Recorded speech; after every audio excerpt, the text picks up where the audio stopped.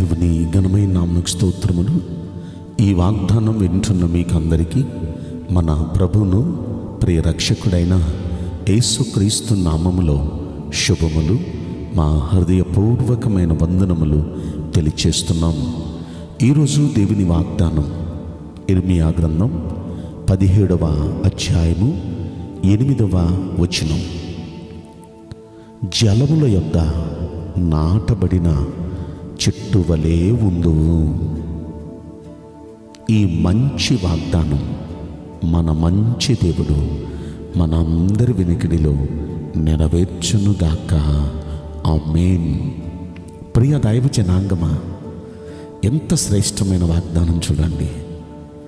మన జీవితం అంట జలముల యొద్ద నాటబడిన చెట్టు ఎలా ఉంటుందో, పచ్చగా నిగనిగలాడుతూ ఫలిస్తూ అలా ఉంటుందంట మన జీవితం. ఎంత బాగుందండి. ఈ వాగ్దానం వింటున్న మనందరి జీవితాలు ఖచ్చితంగా అలా ఉండునుగాక. ఆమేన్. ఇలా ఉండాలి అంటే మనం ఏం చేయాలి? దాని పై వచనం మనం చదివితే, యెహోవాను నమ్ముకున్నవాడు ధన్యుడు, యెహోవా వానికి ఆశ్రయముగా ఉండును, వాడు జలముల యొద్ద నాటబడిన చెట్టు వలె ఉండును అనే మాట మనం చదువుకున్నాం.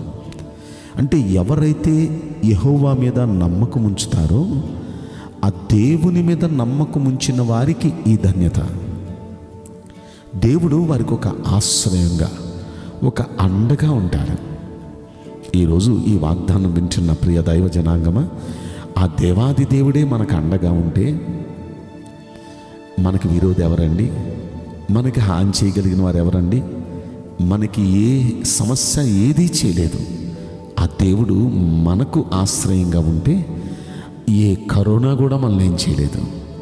ఏ విధమైన వైరస్, ఏ విధమైన ఇబ్బంది, మనకి ఏ ఇబ్బంది కలిగించలేదు. ఆ దేవుడు మనకు ఆశ్రయంగా ఉంటానంటున్నారు. ఒకవేళ లోకంలో ఉన్నాం కాబట్టి ఏదైనా, ఏ వైరస్ అయినా ఒకవేళ మనకి అటాక్ అయినా దానివల్ల మన ప్రాణానికి హాని లేకుండా మనల్ని దేవుడు కాపాడి వెంటనే స్వస్థతను కూడా ఆయన అనుగ్రహిస్తారు. ఆయన అండగా ఉంటే అన్నీ ఆయనే చూసుకుంటారు. అయితే ఎవరికి అండగా ఉంటారు? యెహోవాను నమ్ముకున్న వారికి అండగా ఉంటారు. యెహోవాను నమ్ముకున్న వారిని ధన్యులుగా చేస్తారు. ఏంటి ఆ ధన్యత అంటే, వాళ్ళ జీవితం జలాల దగ్గర, నీటి కాలువల యొర్న నాటబడిన చెట్టు ఎలాగైతే పచ్చగా నిగనిగలాడుతూ ఫలిస్తూ ఉంటుందో, వాళ్ళ జీవితాలు ఎప్పుడు పచ్చగా 365 రోజులు పచ్చని జీవితం, ఎప్పుడు ఫలిస్తూ ఆనందంగా ఉండే జీవితం దేవుడు అనుగ్రహిస్తాడు. ఆ కింద వచనాలు మనం పరిశీలిస్తే, ఆ కింద ఇంక మనం వెళితే అక్కడ ఏమంటాడంటే, వెట్ట కలిగిన వారికి భయం ఉండదు అని. వెట్ట అంటే కష్టం. అది ఇందాక చెప్పాను చూడండి. లోకంలో ఉన్నాం కాబట్టి లోకంలో ఉన్న వారికి కలిగినట్లే ఏదో ఆపద జరగవచ్చు, ఏదో సమస్య రావచ్చు, ఏదో ఎరుకు ఇబ్బందులు రావచ్చు. ఏదొచ్చినా భయం లేదు దేవుని నమ్ముకున్న వారికి. ఏదొచ్చినా అన్నీ చూసుకునేవాడు ఆయనే. షడ్రక్ మేషక్ అబేద్నెగో అనేవారు దేవుని నమ్ముకున్నారు. వారికి కష్టం కలగలేదా? భయంకరమైన కష్టం వచ్చింది, కానీ వారికి భయం లేదు. వారి జీవితం ఏమి నాశనం అయిపోలేదు. ఆ భయంకరమైన అగ్నిగుండంలో పడేశారు. అగ్ని వారిని ఏమీ చేయలేకపోయింది. అది దేవుని నమ్ముకున్న వారికి దేవుడు ఇచ్చే కాపుదల. దానియేలుని సింహాల గుహలో పడేయలేదా? ప్రాణం పోయే కష్టం. అదే ఇంకొకడైతే చచ్చిపోయాడు గ్యారంటీ. సింహాలు చీల్చి తినేసి ఆ తెల్లవారి దానియేలుని బయటికి తీసి ఎవరెవరు కుట్ర చేశారో వాళ్ళందరినీ తీసుకొచ్చి ఫ్యామిలీస్తో సహా వేస్తే ఒక్కడు ఎముక కూడా మిగలలేదంట. అని ఒకసారి ఆలోచించండి. అంత ఆకలితో ఉన్న ఆ సింహాల మధ్య రాత్రంతా ఉన్నాడు దానియేలు, కానీ దానియేలుకి ఏ హాని కలగలేదు. దేవుని నమ్ముకున్న వారికి, దేవుణ్ణి నమ్ముకోని వారికి అదే తేడా. ఈరోజు నీ వాగ్దానం వింటున్న ప్రియ దైవ జనాంగమా, మీరంతా ఆ దేవుణ్ణి నమ్ముకున్నారు, నాకు తెలుసు. అందుకే వాగ్దానం వింటున్నారు. ఆ దేవుణ్ణి నమ్మిన వారికి ఇదిగో వెట్ట కలిగిన భయం ఉండదు. దానియేలు ఎలాగైతే ఏ భయం లేకుండా సింహాల గుహలోకి వెళ్ళిపోయాడు, షడ్రక్ మేషక్ అబేద్నెగో ఏ భయం లేకుండా అగ్నిగుండంలో విసిరేస్తున్నా సరే భయం లేకుండా అందులో పడ్డారు.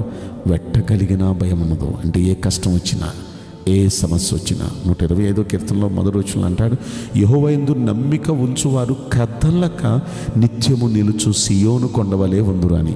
అంటే దేవుని మీద నమ్మకం ఉంచేవారు ఏదొచ్చినా కదలరు, ఏదొచ్చినా బెదర్రు.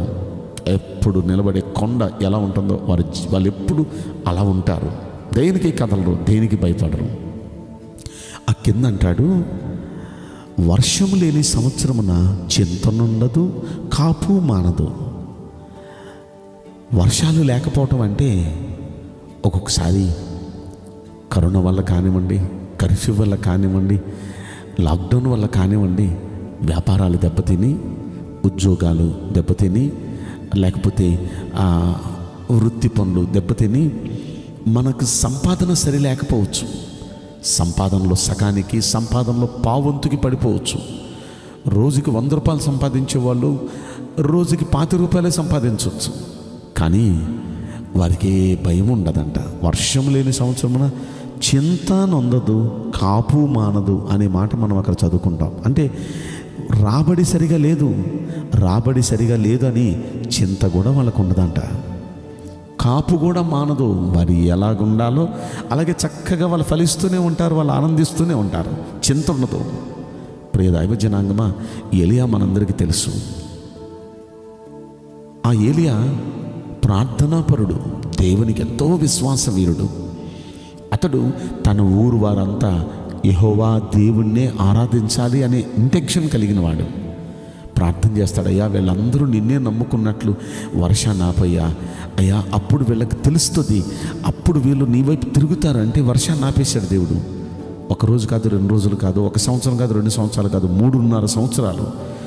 3.5 సంవత్సరాలు వర్షం లేని ఆ సమయంలో ఆ దేశంలో పంటలు పండలేదు. ఆ దేశం అంతా కరువు వచ్చేసింది. ఎప్పుడైతే కరువు వచ్చిందో దేశం అంతా అల్లాడిపోతున్నారు కరువుతో.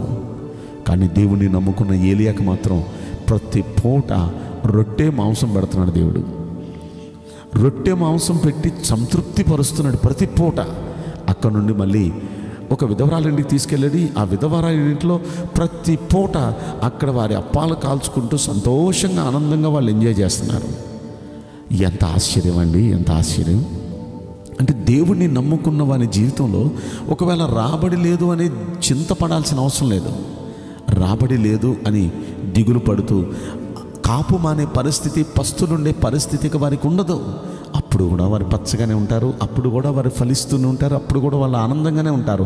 చింత ఉండదు, దిగులు ఉండదు, భయం ఉండదు. కారణం మనం నమ్ముకున్న దేవుడు అన్నీ చూసుకునేవాడు. మనకు లోటు రానివ్వడు, మన మీదకి ఏ విధమైన కీడు రానివ్వడు. మనల్ని కాపాడే దేవుడు ఆయన, మన అవసరతలు తీర్చే దేవుడు ఆయన, మన సమస్యల్లో మనకు వెన్నంటే ఉండి ధైర్యపరిచే దేవుడు ఆయన. కనుక ఈ వాగ్దానం వింటున్న దేవుని బిడ్డలారా, మీరు దేవుని యందు విశ్వాసం ఉంచారు కదా, ఈ విధమైన నమ్మకంతోనే ఈ క్లిష్ట పరిస్థితుల్లో మీరు నిలబడండి. ఆయన మీ పక్షాన్ని నిలబడతారు. ధైర్యంగా ఉండండి. ఏ సమస్య మీకే హాని చేయకుండా ఆయనే కాపాడతాడు. అంత మాత్రమే కాదు, మీకు పోషణకు లోటు లేకుండా మీ అవసరతలు తీరుస్తూ మిమ్మల్ని ముందుకు నడిపించడంలో నమ్మదగిన దేవుడు ఆయన.